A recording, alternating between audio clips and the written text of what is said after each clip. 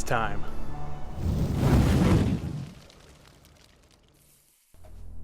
What's up, everyone? It's finally here. The Kickstarter for Chronicles of Elyria has started today, and this is a game I've been waiting for so long. It's my dream game. I can't even put into words how excited I am for this. If you don't know about this game, I'll try to give a brief rundown, but this game has so much depth and so many details that there's simply no way I can do it justice in one short video. So in the info, I'll have links to the game's website where they have design journals going into detail about the game, and another YouTube channel called DM21 Gaming where they have tons of Q&A sessions with the developers and live panels discussing the game.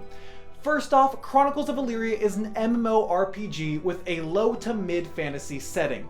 It takes the term player driven above and beyond. You're essentially free to do whatever you can come up with. Want to be a blacksmith and run a shop to sell your wares? Or travel the unmapped parts of the world and document them as a cartographer? Or adventure in the wilds in search of hidden relics? Play the Dance of Dynasties and try to become a ruler of a kingdom? Start a secret society? Or even just be a farmer? You can do all of these things and so many more.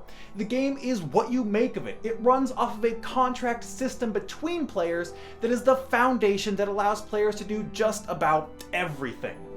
This isn't just another open sandbox game with no story either, or a theme park MMO with quest hubs you run to and from doing chore-like quests over and over.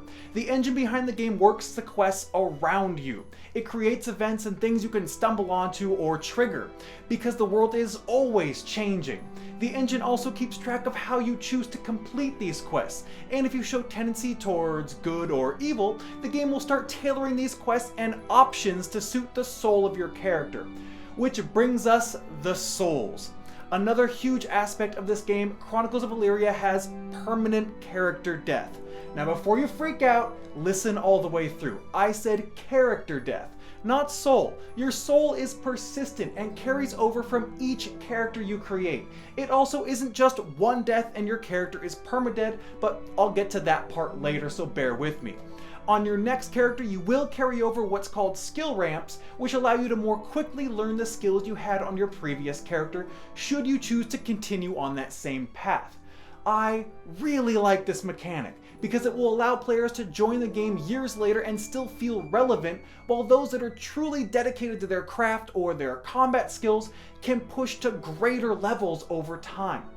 Now, before I touch on combat, there's something else that goes hand in hand with character death, and that's aging. Your character will age over time in this game. You start at around 15 years old and you will visibly age as you progress. Your body will also change depending on what your character does. Is your character a blacksmith like I mentioned earlier? If so, they might have large arms but perhaps a portly belly because all they do is stand around and hammer away at a forge. Are you a fighter? Then perhaps you have more of a muscular body than others, and so on and so forth. Now the average character life is between 10 and 14 months, but that can be shortened depending on your playstyle. As I said earlier, you don't die just once in this game and lose your character. There are varying levels of death, from just being knocked unconscious to being sent to the astral plane where your soul has to find your body to reunite with it in the real world. Or you can permanently die. Every time you're sent to that astral plane, which happens when someone coup de grace you while you're unconscious, you suffer spirit loss, which shortens the life of your character by 2 real-life days. Eventually, you'll hit a point where your soul can no longer find your body and your character will permanently die. Some people have expressed concern that they don't want to die a couple times then have to start a new character. But realistically, unless you're dying like 4+ times a day, you're gonna have that character for months and months. The purpose of this system is to put weight on the player's decisions.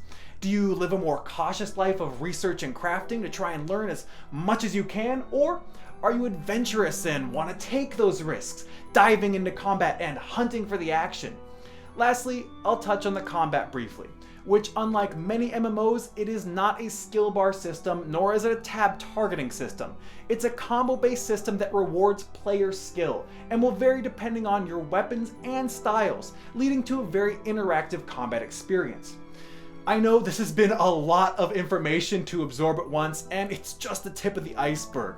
There's so much I just can't do this game justice, so please check out the Kickstarter. It'll be the first link in the info of this video, and check out the website and other videos on this game to learn how amazing this game is. And if it sounds and looks interesting to you, please support the Kickstarter so they can bring us a game that has the things no AAA title is willing to try. If you've got questions about the game, feel free to ask me in the comments. I love talking about this game and honestly could ramble on for hours about it. So don't be surprised if you see more about this in the future as well. So that's it. One more time, please go check out the Kickstarter link, and I hope to see you in Illyria.